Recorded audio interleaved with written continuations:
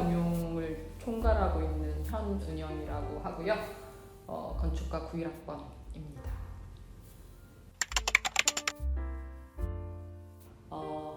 우선 이런 부동산이라 하면 과연 그러면 뭐냐라고 물어본다면 우리가 지금 저희가 여기서 일하는 사람 입장에서 부동산이라 하면 저가 일하는 것처럼 약간 이제 부동산을 일종의 투자와 운용의 대상으로 보는 거예요.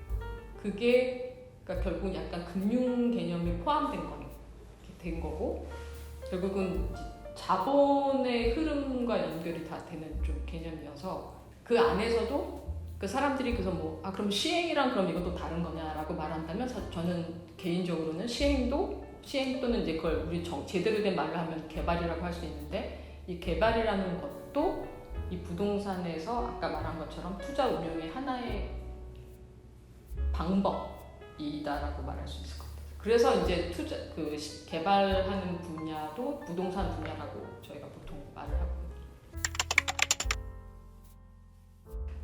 제가 처음에 건축가를 가려고 갈 때 저는 건축가를 갈 때 왜 건축가를 가고 싶었냐 하면 사실 건축가를 가겠다고 생각한 거는 국민학교 5학년 때 물론 여기서 약간 사족이지만 저희 아버지가 건축가 출신이에요. 저희 과 선배예요. 근데 그래서 그 영향을 건축이라는 분야를 알게 된 영향이 있기는 하죠. 그리고 제가 살던 집이 오래된 주택이었는데 우리 아버지가 설계했던 주택이었어요. 그러니까 국민학교 5학년 때 실과 시간에 자기 집 평면도를 그려오라고 하는 과제가 있었는데 정말 아빠랑 같이 다 재서 그거를 정말 평면도랑 다 그걸 그려가지고 가지고 갔어. 그러면서 이게 뭔가 공간을 만들어내는 게 되게 재밌는 것 같은 느낌이 들었어. 근데 그때 그게 설계란 개념보다는 뭔가 만들어내는 게 되게 좀 즐거웠던 생각이었고 그래서 그런 차원에서 건축가를 갔어요. 그래서 저는 사실 건축가에서 있는 4년 동안 저희 때는 대부분 친구들이 아마 학점으로는 3학점, 6학점밖에 안 되는 설계 수업을 제일 열심히 일주일 내내 설계 수업이 거의 대부분이고 나머지 수업은 그냥 필요할 때 가서 자리에 앉아있는 정도 수준? 이런 느낌이었는데 저는 그때 그걸 다 해보고 싶었어요. 그러니까 제대로 좀 잘 공부를 해서 이게 내가 나중에 결국은 종합적으로 공간을 창출하는 데 다 도움이 되겠거니 그래서 그렇게 공부를 했고 그 다음에 졸업을 하고 건설회사를 갔어요. 그래서 그때만 해도 우리나라에서 무슨 개발이라는 개념이라던가 부동산이라는 개념이라던가 이런 거 거의 없었고 건설사를 가야 그래도 뭔가 이렇게 만들어내는 과정에 내가 참여를 할 수 있겠구나라고 생각이 들어서 가게 됐죠. 몇 가지 계기가 있는데 2가지 딱 계기라고 저는 볼 수 있어요. 현대건설에 있으면서 우리나라에 IMF가 터졌고 이 IMF 때 처음으로 우리나라에 이런 상업용 부동산이라는 개념이 생겼던 게 그 전에만 해도 우리나라에서 그 당시에 무슨 어느 건물은 대부분 무슨 회사의 사업이었기 때문에 현대건설 건물 가주세요. 삼성생명 건물 가주세요. 보통 이렇게 얘기를 하지 그게 어느 지역에 무슨 건물 이런 식으로 얘기를 안 했다.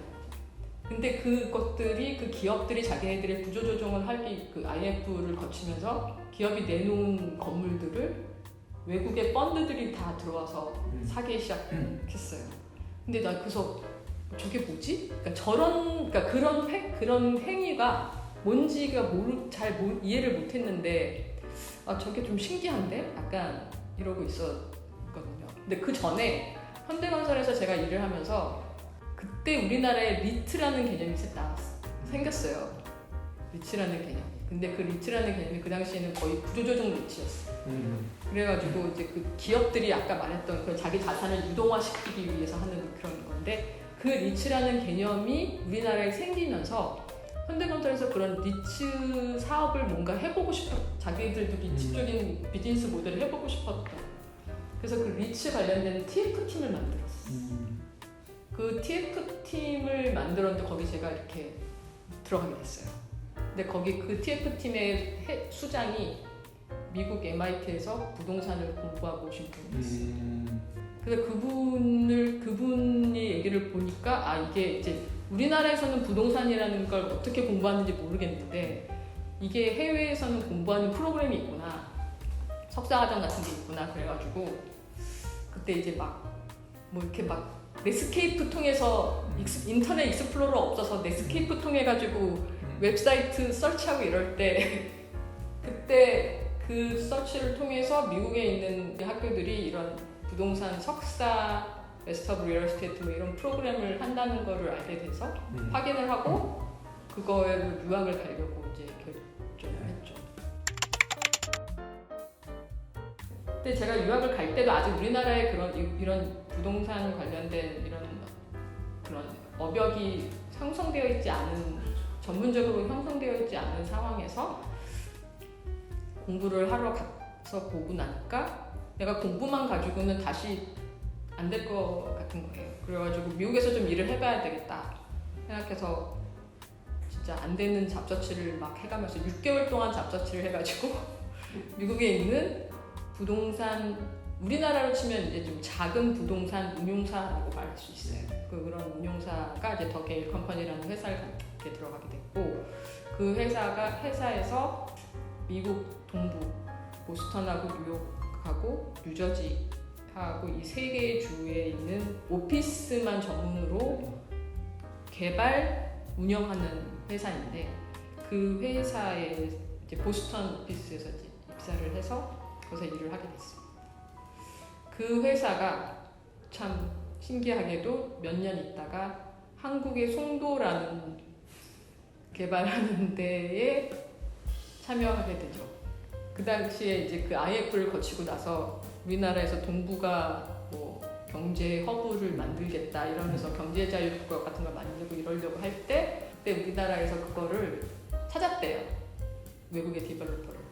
근데 부동산은 맨날 제가 배울 때도 그랬지만 로케이션인데 특히 디벨로퍼, 그러니까 개발은 정말 그 지역에 대해서 제대로 알고 있어야지 할 수 있어요. 그 나라의 무슨 뭐 레귤레이션, 그러니까 제도, 법제도 뭐 그런 거 다 알고 있어야 되는데, 유명한 미국의 디벨로퍼들은 굳이 한국에 가서 이걸 할 생각도 없었던 것 같고, 근데 그때 되게 신기하게도 탑5 안에 이 게일이 들어갔어요.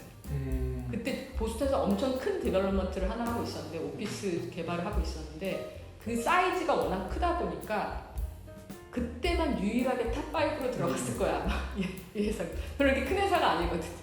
근데 그 회사가 그렇게 되면서 그 회사가 그 이제 한국에서 이렇게 서치했던 디벨로퍼의 리스트에 들어갔고, 걔네들한테 물어보니까 타 회사들은 별로 관심을 못 가졌는데 얘네들은 중소형회사다 보니까 오히려 뭐 한번 우리도 한번 해볼까? 우리도 한번 글로벌한 프리젠스를 가져볼까? 라는 생각으로 참여를 했다고 하더라고요. 내가 나중에 물어봤거든요. 너희 왜 들어갔냐 한국에? 그렇게 물어봤더니 그렇게 했다고 하더라고요. 그래서 그 회사가 이제 한국의 포스코 건설이랑 조인트 벤처로 그 인천의 경제자유구역이라고 하는 데서, 경제자유구역이 이제 크게 송도, 청라, 영종 이렇게 세 개로 나눠졌는데, 그 송도 부분에서도 한 6분의 1 정도에 되는 구역에 국제 업무지구라는 개념으로 마스터 플랜과 마스터 디벨롭먼트를 하는 디벨로퍼로 참여를 하게 됐죠.